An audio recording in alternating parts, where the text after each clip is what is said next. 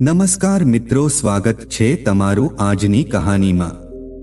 મિત્રો, એક સાધુ શ્રી રામાયણજીની કથા સંભળાવતા હતા અને તેમની કથા સાંભળીને લોકો આનંદ વિભોર થઈ જતા હતા। સાધુ મહારાજનો એક નિયમ હતો, રોજ તેઓ કથા શરૂ કરતા પહેલા હનુમાનજીને કથા સાંભળવા માટે આમંત્રિત કરતા હતા। તેઓ જ્યાં કથા કરતા હતા ત્યાં તમને હનુમાનજીને બિરાજમાન કરવા માટે એક ગાદી પણ રાખી હતી। આવી હનુમાનજી બિરાજમાન થાવ એવું કહીને તેઓ હનુમાનજીનું સ્વાગત કરતા હતા। ત્યારબાદ તેઓ 1 કલાક સુધી કથા સંભળાવતા હતા। એક મહાશય દરરોજ કથા સંભળાવવા માટે આવતા હતા અને તેઓ ખૂબ જ ભક્તિભાવથી કથા સાંભળાતા હતા। તેના મનમાં એક પ્રશ્ન થાય છે કે મહારાજ, કથા શરૂ કર્યા પહેલા આવો હનુમાનજી અહીં બિરાજો એવું કહીને તેમને બોલાવે છે, પરંતુ શું હનુમાનજી વાસ્તવમાં આવતા હશે? એક દિવસ તેને સાધુ મહારાજને પૂછી જ લીધું અને કહ્યું કે મહારાજ, તમે રામાયણની કથા ખૂબ જ સરસ સંભળાવો છો અને અમને આનંદ પણ થાય છે, પરંતુ તમે જે ગાદી રોજ હનુમાનજીને આપો છો, શું તેના પર હનુમાનજી વાસ્તવમાં બિરાજમાન થાય છે? સાધુ મહારાજે જવાબ આપ્યો કે હા, આ મારી શ્રદ્ધા છે અને હનુમાનજીનું વરદાન છે કે જ્યાં રામાયણની કથા કહેવામાં આવે છે અને સાંભળાવવામાં આવે છે ત્યાં હનુમાનજી હાજર હોય છે। ત્યારે તે વ્યક્તિએ કહ્યું કે મહારાજ, હનુમાનજી અહીં આવે છે તે વાત પર અમે કેવી રીતે વિશ્વાસ કરીએ? તમે તેનું કોઈ ચોક્કસ પ્રમાણ બતાવો। હનુમાનજી દરરોજ તમારી કથા સાંભળવા માટે આવે છે, એનું તમે કોઈ ચોક્કસ પ્રમાણ બતાવવું જોઈએ। મહારાજે તેમને ખૂબ જ સમજાવતા કે હનુમાનજી દરરોજ આવે છે એનું કોઈ પ્રમાણ ના હોય, આ તો શ્રાદ્ધની વિષય છે અને ભગવાન ભક્ત વચ્ચેનો પ્રેમરસ છે, વ્યક્તિગત શ્રદ્ધાનો વિષય છે।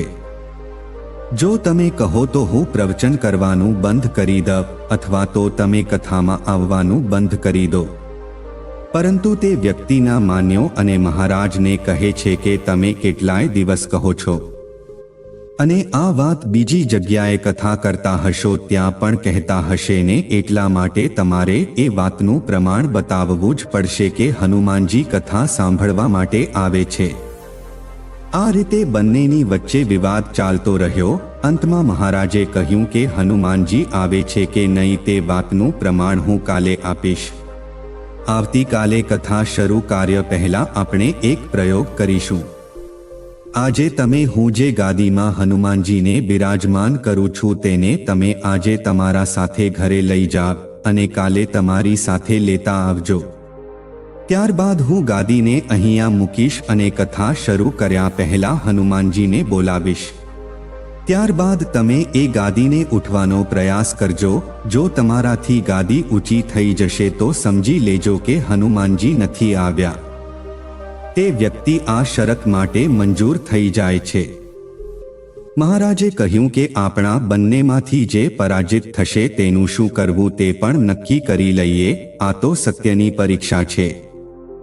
તે વ્યક્તિએ કહ્યું કે જો હું ગાદી ના ઉઠાવી શક્યો તો તમારી પાસે હું દીક્ષા લઈ લઈશ, પરંતુ તમે પરાજિત થઈ ગયા તો તમે શું કરશો? સાધુએ કહ્યું કે હું કથાવાચન છોડીને તમારો સેવક બની જઈશ। બીજા દિવસે કથા શરૂ થયા પહેલા ખૂબ બધા લોકોની ભીડ થઈ ગઈ હતી। બધા લોકો શ્રદ્ધા, પ્રેમ અને વિશ્વાસની પરીક્ષા જોવા માટે ભેગા થઈ ગયા। ત્યારબાદ સાધુ મહારાજ અને તે વ્યક્તિ કથાની જ્યાએ પહોંચે છે। પેલા વ્યક્તિએ ગાદી મહારાજના હાથોમાં આપી। દરરોજ હનુમાનજીને બિરાજમાન કરવા માટે જે જગ્યાએ ગાદી મૂકવામાં આવતી હતી તે જગ્યાએ ગાદીને મૂકવામાં આવે છે। મહારાજે પૂજાવિધિ કરી અને કહ્યું, આવો હનુમાનજી બિરાજમાન થાઓ। આવું બોલતાની સાથે જ સાધુ મહારાજની આંખોમાં આંસુ આવી ગયા અને મનમાં બોલ્યા કે હે પ્રભુ, આજે મારી નહીં પણ તમારી જ પરીક્ષા છે। હું તો એક સાધારણ વ્યક્તિ છું, મારી ભક્તિ અને આસ્થાની લાજ રાખજો।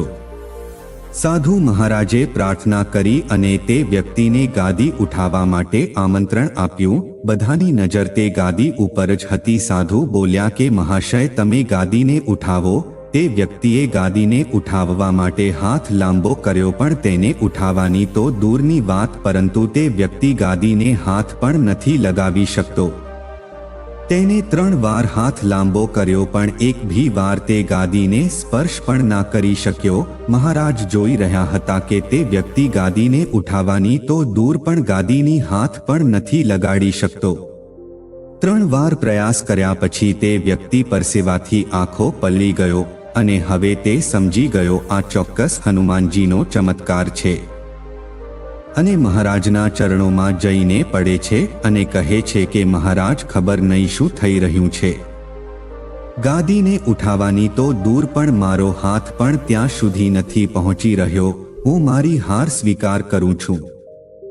મિત્રો, જે રીતે તે વ્યક્તિએ કહ્યું તે રીતે તેને સાધુ મહારાજ પાસેથી દીક્ષા લીધી અને ભગવાનની ભક્તિમાં અને સેવામાં લાગી ગયો.